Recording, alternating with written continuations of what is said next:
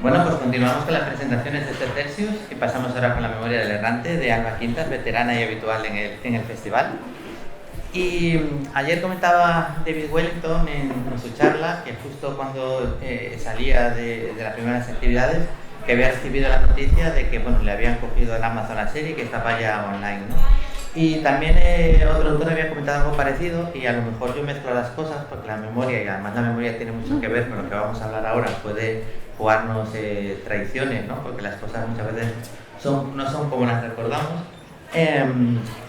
Fue en el Celsius del año pasado precisamente cuando Alba recibió la noticia de cómo y dónde iba a salir publicada esta novela, que tardó en encontrar su casa. Yo creo que ha encontrado una casa perfecta e ideal, y por lo que se ve de la novela, donde se ha puesto el mimo que merecía, ¿no? Alba sabe que uno de los textitos en este caso, pero un gran texto puede tener un tamaño corto, es el que hizo de Ende y del que hablamos aquí el año pasado. Y creo que Alba es una autora que utiliza de una manera espectacular la figura del narrador omnisciente. Creo que el primer capítulo de La memoria del errante es una auténtica delicia, que es imposible que a partir de ahí se suelte la novela. Y ella ya sabe que yo siempre le decía que, que una novela en la que consigas aumentar todavía el nivel de escenario omnisciente tiene que ser increíble. Pero es que además en este caso no es una cuestión estética, no es un alarde narrativo, sino que tiene una función total y absolutamente definitoria para introducirnos de lleno en lo que nos vamos a encontrar, ¿no? A la hora de hacer el world building tienes un montón de opciones, tienes hacer un montón de páginas de maravillosa narrativa, a lo mejor, pero contando cómo los hobbies fuman en pipa y por qué no, y qué hacen por la mañana, qué hacen por la noche.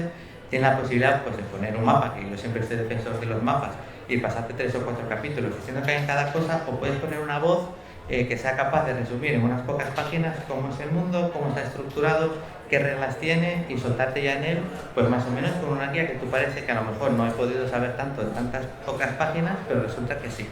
Entonces, lo primero que te quería preguntar es en qué momento decidiste, después de hacer el world building del que hablaremos, que nos ibas a introducir de esta manera, que además yo creo, ya te digo, que es espectacular.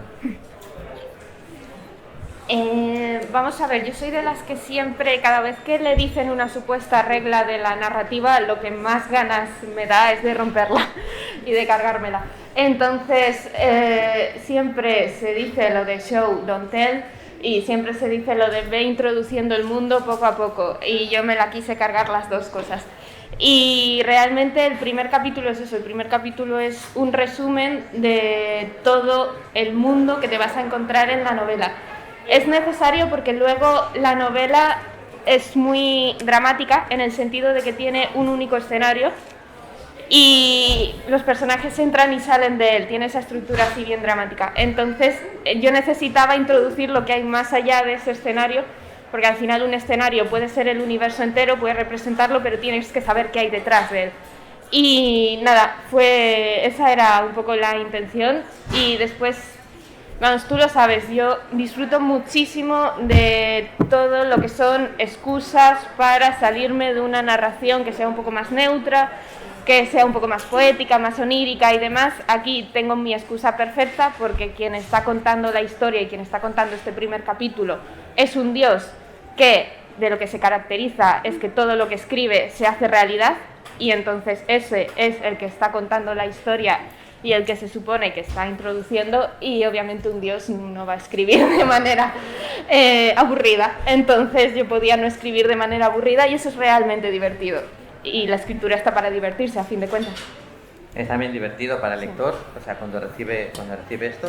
Y esta es la forma en la que nosotros nos muestras el world building y el mundo que has creado, pero ahora me gustaría que nos contaras un poco cómo lo has creado, ¿no? O sea, yo sé que tienes un montón de notas, que te gustan los mapas, que llevabas con la historia mucho tiempo.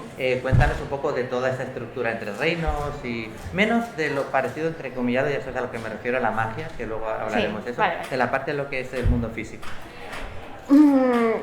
Es que son un compendio de un montón de cosas que me gustan. Yo reconozco que soy un poco caótica, no tengo ningún método a la hora de crear una historia. Sí que escaleteo y programo mucho antes de ponerme a escribir, pero luego soy caótica, y cosa que me gusta, cosa que meto. Entonces, por ejemplo, Está muy presente, se puede ver perfectamente en la portada, el tema de la astronomía, la dimensión espiritual de este mundo gira en torno a las estrellas, a la astronomía, ven en ello una metáfora de la inmortalidad. Y eso simplemente fue porque yo fui a ver al teatro, a ver un montaje del Galileo de Brecht, y me fascinó porque era un escenario que estaba girando en perpetuo movimiento, que nunca dejaba de proyectar la bóveda celeste y demás. Y claro, a mí me gusta ese movimiento, me gusta esa sensación de que todo vuelve siempre, lo cual es una metáfora de la inmortalidad. Y nada, salí de allí diciendo, esto lo tengo que meter en una novela. Cosas así, o sea, formas de gobierno pues están todas obviamente inspiradas en el mundo antiguo. Tenemos una monarquía que se parece mucho a las antiguas monarquías romanas, tenemos una tiranía que también es el concepto de tiranía que tenían en la Grecia antigua, o sea, no necesariamente la tiranía como gobierno malo, sino como gobierno que responde de una sola persona y que es más popular, que se preocupa más de los intereses del pueblo que de la aristocracia, que los tiranos en realidad eran gobernantes muy, muy populares, muy queridos por las bases sociales en su época, en Grecia.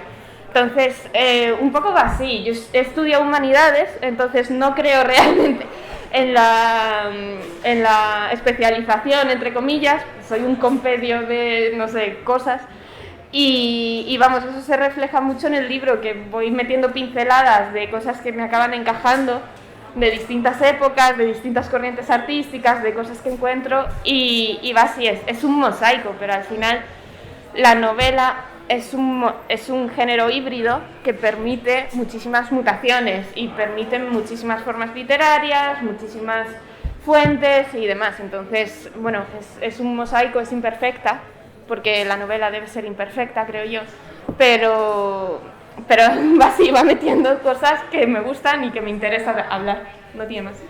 Sí, es curioso, ¿no? Porque por muy fantástica que sea la ubicación de la novela y la novela en sí, por muy fantasy que sea, a poco que rasques es imposible encontrarlas todas porque metes muchísimas. En realidad casi todo es el elemento más fantástico al elemento menos fantástico está basado en cosas de la historia de la humanidad pasada y que ha ido rastreando pues estatuas, como bien decías ahora, símbolos e incluso discursos. Sí. Entonces, bueno, es una cosa que es divertida porque la estás leyendo, pero al mismo tiempo cualquier espectador sagaz pues puede bucear, rastrear e intentar de encontrar referencias reales a todo lo fantástico que nos cuentas. Ahora sí vamos a pasar un poquito, y con esto ya luego nos podemos meter en la trama de la novela, a el elemento mágico sobrenatural dentro de lo que sea todo el mundo, que en realidad no lo es tanto, pero que me parece que ya desde el primer capítulo también defines muy bien, y que es el tema de los constructores de palacios de la memoria, que además se estructuran, tiene unas normas muy claras que circulas desde el principio, y no le haces trampa al lector, no vas a andar jugando a Deus Ex Machina, y me gustaría un poquito cómo creaste este sistema. Bueno, en la novela, para que nos entendamos, hay un gremio que ahora está extinto en el momento en el que arranca la novela, que son maestros de palacios de la memoria. Entonces ellos viajan a otra dimensión, una dimensión más onírica de la real, y construyen allí sus palacios de la memoria, donde almacenan recuerdos, información de los nobles, por ejemplo, y se sabe que allí hay, obviamente es una realidad muy inexplorada, entonces pues hay retazos un poco más artísticos, hay otro tipo de habilidades, hay otro tipo de reglas, porque es un mundo onírico, pero vamos, se desconoce mucho de lo que es esa dimensión, y simplemente los gremios de Palacios de la Memoria han empezado a explorarlo, ¿no? O habían empezado, porque ahora les han purgado, y esto no es un spoiler, está en el primer capítulo. Nada, yo estaba en uno de mis primeros exámenes de la carrera, y llegué tarde a ese examen y lo tuve que repetir como a las 9 de la noche o algo así, porque era cuando el profesor podía, y me hizo el favor de repetirme a las 9 de la noche. Y en vez de quedarme estudiando, porque yo soy esa persona, me puse el Mentalista en la cafetería de la facultad. Y era uno de los capítulos en los que el protagonista está hablando de su propio palacio de la memoria. Y yo dije, joder, esto sería fantástico como superpoder, realmente poder hacerlos reales. Y así empezó un poco el tema. Luego, o sea, la memoria es algo que a mí siempre me ha interesado, me fascina, por el hecho de que recordar o hacer memoria a mí me parece la forma primaria de hacer ficción. Nunca ninguno recordamos cómo realmente han sucedido las cosas, sino que lo pasamos por diversos filtros. Entonces, todo lo que sea recordar el pasado y todo lo que sea la construcción del pasado, en realidad es hacer ficción, es una forma primaria. Entonces, claro, como narradora eso te atrae muchísimo. Y esto es así, o sea, aquí tenemos uno de los personajes que hace Palacios de la Memoria, que está oculto por ello. Sabes que tiene diversos problemas de memoria por todos esos palacios que ha construido, por ese poder que tiene y demás, pero te preguntas realmente, a mí me gustan las realidades que están un poco fragmentadas, que son un poco dudosas, me gustan los narradores que no son del todo creíbles. Y nada, ese es el juego un poco de qué es ficción y qué es realidad en esta novela. Es todo ficción, no lo es, qué ha olvidado el protagonista, qué no ha olvidado. También, claro, obviamente yo he tenido periodos de, bueno, esto no es ningún problema, de tomar mucha medicación, sobre todo de tomar mucho Orfidal. Y el Orfidal, el problema que tiene, el peor efecto secundario al que yo me enfrenté es la pérdida de memoria a corto plazo. Y es aterrador, no hay nada más aterrador que perder tu memoria, os lo aseguro. Y nada, me interesaba estudiarlo en este personaje, hablar de ese miedo a perder tus recuerdos, porque al final tus recuerdos son lo que están conformando tu propia identidad, quién eres tú, y si los pierdes, ¿qué te queda? ¿Qué eres tú en esencia sin tus recuerdos? Entonces ese era un poco lo que hay detrás del personaje del Marqués, y es un poco lo que estaba intentando estudiar con esto. Pero sí, claro, es un elemento mágico, entre comillas, al menos lo parece, pero no es tan mágico, porque todos tenemos la capacidad de recordar, la capacidad de hacer memoria, y todos la estamos construyendo mientras vivimos, y de hecho nuestros recuerdos varían según el presente, no según el pasado. Entonces, bueno, me interesaba. Sí, además me gusta lo que te decía, ¿no? Que pones unas bases al principio, defines los estilos de maestros que había, pues un poco. Y bueno, tiene un misterio, no sabes qué pasa con el personaje. Bueno, hay un montón de personajes, todos muy interesantes, cada uno con sus intereses, no, el espectador no lo sabe todo, e incluso los personajes no saben en casi ningún caso las motivaciones que tienen los demás, y hay un juego como de intrigas palaciegas, hay un misterio, hay un personaje dormido que sabes o supones que en algún momento dejará de estarlo y cambiará todo el status quo. Hay un montón de cosas a las que aferrarse a lo largo de las páginas. Y hay una que seguro que es una de las escenas además pues de acción que tiene la novela, de las pocas escenas de acción que tiene esta primera entrega, y que yo sé que tú la has disfrutado especialmente, que es la carrera de cuadrigas. A ver, a mí me gusta mucho el automovilismo, para quien me conozca en redes no es ningún tipo de secreto. Entonces yo pensé, ¿cómo puedo meter una maldita carrera en este libro? Porque quiero. Y, o sea, la respuesta a la que llegué fue Ben-Hur, carreras de cuadrigas, así que yo me puse la escena de Ben-Hur, la primera, y luego la del remake, que el remake es horrible, pero bueno, la escena está bien rodada y tal, y dije, pues esto mola muchísimo, esto lo tengo que meter yo. Y de hecho en la primera versión de la novela la escena ocurría como al fondo mientras otros estaban hablando de ella, y luego ya dije, no, aquí vamos a contarla en primera persona, vamos a contar lo que es pilotar una cuadriga y tal, vamos a intentar reflejarlo. Y sí, es mi escena favorita de toda la novela, pero porque a mí me gustan las carreras, o sea, no tienen ningún tipo de misterio. Pero luego es verdad que, por ejemplo, la mayoría de la novela está contada en tercera persona, pero esta escogí la primera porque para mí era como más vistoso de narrarla así, y tenía muchas imágenes y más metáforas que exhibir y demás. Entonces, bueno, me apetecía. Y también, o sea, la escena está protagonizada por un personaje que es Reira, que es la princesa. Es una princesa con diversidad funcional. Reira lo que tiene es algo parecido a una neuropatía periférica, o sea, tiene problemas nerviosos en las piernas, le cuesta andar, se tropieza a veces y demás. Entonces, obviamente, mi obsesión con este personaje era salirme de cualquier tipo de prototipo capacitista y demás, y esta escena ayudaba. Porque, o sea, la diversidad funcional no significa obviamente ningún tipo de debilidad, solo significa lo que dice la misma palabra, diversidad, que somos distintos. Y nada, esto ayudaba y quería escribirlo con ella, entonces. Con muchísima frecuencia tú sueles, pues en charlas, eventos como este o online, lamentablemente la mayoría en los últimos meses, dar muchos consejos a la gente pues que empieza a escribir, a la gente que tal, sé que te preguntan con cierta frecuencia, a los escritores y sobre todo los chicos que empiezan con esa ilusión siempre preguntan.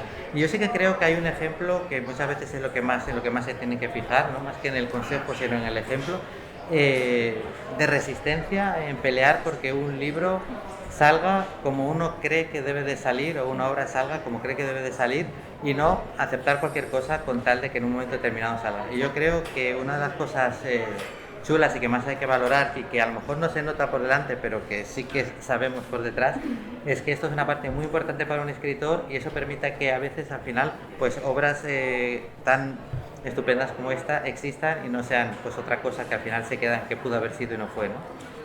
Sí, la verdad es que yo últimamente me estoy volviendo un poco, no sé si burguesa o no sé qué palabra usar, pero por amor al arte, por así decirlo. Y vamos, esta novela tuvo una primera oferta de salida, pero me pusieron un montón de condiciones de cómo debía editarla y cambiar la trama.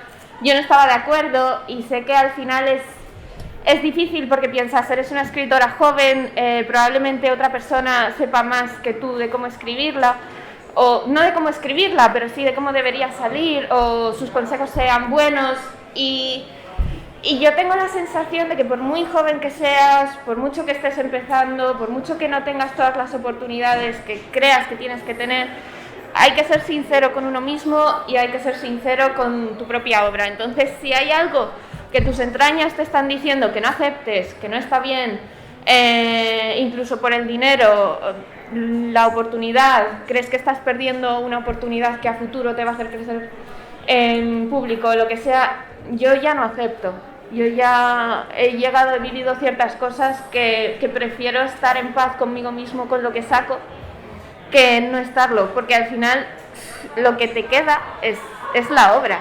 El dinero se va, incluso las reseñas buenas se van, todas esas sensaciones se van, pero el orgullo por algo que tú has escrito nunca se va. Eso nunca se va. Ana. ¿Cuántas novelas has escrito? Publicadas tengo 7, escritas no las cuento, habrá como... Publicadas sí. Ya, sí, te sientes así porque, claro, o sea, yo ahora lo pienso y el próximo año hacen 10 años desde que yo debuté, pero todavía todos los periodistas me siguen llamando joven o prometedora o whatever. Sí.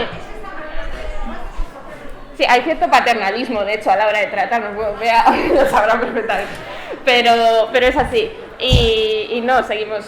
Nosotras lo sabemos mejor que nadie al final lo que hacemos y por qué lo hacemos. Entonces, tienes que quedarte con eso y sobre todo tienes que ser sincero a ti mismo. No, yo ya no intento convencerme de algo que mis tripas, que es como yo llamo a mi instinto, me está diciendo que no haga. Y bueno, vamos a cerrar hablando de la portada, que en realidad para mucha gente es lo primero que se ve, porque en realidad es un juego de construcción que una vez la gente vaya leyendo la novela y vuelva a ir viendo la portada, va a ir viéndole una y otra vez el trabajo que tiene el mismo. Cuéntanos un poquito cómo fue, si hubo colaboración mutua. Sí, en realidad yo no tengo mucho que contar porque yo, a mí me escribió Carol, que es la persona que lleva un poco la idea detrás de Fandom y las redes y demás, y es ella también la que encargó la portada y la que propuso a Medusa Dollmaker, que es la artista. Y yo dije que, por supuesto, porque todo lo que hace Medu me parece una pasada. Y, o sea, ya me llegó un primer boceto que ya tenía la forma y la composición que vosotros estáis viendo y luego solo fue retocando colores, formas y demás. Pero todo lo que son los elementos, que es increíble, o sea, hay un mosaico que hay que pararte a verlo y según vas leyendo vuelves a la portada y dices, hostia, es que es esto. Tienes desde el Palacio Real, que es la esfera armiliar, tienes las estatuas, representan dos personajes muy claros, pero también representan muy bien la estética de la novela, porque hay un montón de estatuas, de hecho de estatuas reales, porque las estatuas de los tiranicidas, bustos como el de Isabel II que tenemos en el Museo del Prado y demás, aparecen realmente aquí. Yo creo mucho en coger cosas de la realidad y plantarlas directamente en fantasía sin aplicar ningún filtro, a tomar por saco. Y dicho bien. Y nada, o sea, está todo muy metido, muy condensado, es casi barroca o rococó, no sé cómo decirlo, pero a la vez, o sea, la composición y todo es una pasada. Yo me quedé flipando cuando la vi por el trabajo que habían hecho y sospecho que la editora le debió de pasar un montón de información a Medu para que realmente pudiera componerla así de bien, pero vamos, es increíble, yo no podía haber pedido una mejor. Pues hasta aquí hemos llegado, como siempre, escoltados o perseguidos por el tiempo. Y la verdad que esta novela, esta entrada de Alba en el fantasy, cuando se pone esa etiqueta de fantasy, la gente pues tiende a pensar en un determinado tipo de fantasía dominante, pero yo creo que esto es una obra casi todavía mejor. Esta es una fantasy personal, una fantasy la que cabía esperar de una autora como Alba, la que llevamos leyendo tanto tiempo, y esto me parece genial y mejor. Además, es que cuando pensamos en fantasy, yo lo siento, pero a veces se tiene un concepto muy limitado, entre comillas. Las posibilidades de cualquier lenguaje artístico y de cualquier género son ilimitadas. Entonces hay que empezar, o sea, hay que romper todas esas barreras, estereotipos. Yo siempre pienso que escribir, perdón por el tiempo y por quien venga detrás, que escribir no es encontrar algo, es estar dentro de una jaula e ir rompiendo las paredes, ampliándolas para que tu espacio sea más amplio y cada vez tengas más visión y más espacio donde respirar y donde crear. Y el fantasy también se puede resumir así. De hecho sí, lo hablamos ayer con Bea, también hablando de los límites del terror y de muchas otras cosas, ¿no? Escribir es eso, escribir es también lo otro. O sea, eso tiene que ser un derecho, no tiene que ser una obligación, creo yo. Y sí que me parece que tú lo consigues en esta obra y es algo que se puede agradecer y que la gente, como tú dices, esas barreras pues las va echando abajo. Además, a mí el tema de la memoria de los palacios me parece extraordinario. A mí también es una de las cosas que siempre pienso, incluso acaba un festival donde pasas a veces pues un montón de momentos súper agradables o momentos más olvidables, pero dentro de 3 meses, o por lo menos a mí me pasa, yo voy a mi palacio de la memoria y yo me quedo siempre con lo guay, mientras me quedo un recuerdo así, pero eso fue el Celsius donde cenamos con no sé quién, o fue el Celsius donde pues al final nos volvimos a reunir, o fue el Celsius donde con la distancia suficiente a veces nos podíamos quitar la mascarilla un rato, o fue el Celsius donde otra vez volvimos a tener la suerte de compartir un ratito con Alba, de volver a compartir el escenario y de darle un aplauso como se merece y de seguir con el Celsius. Muchas gracias.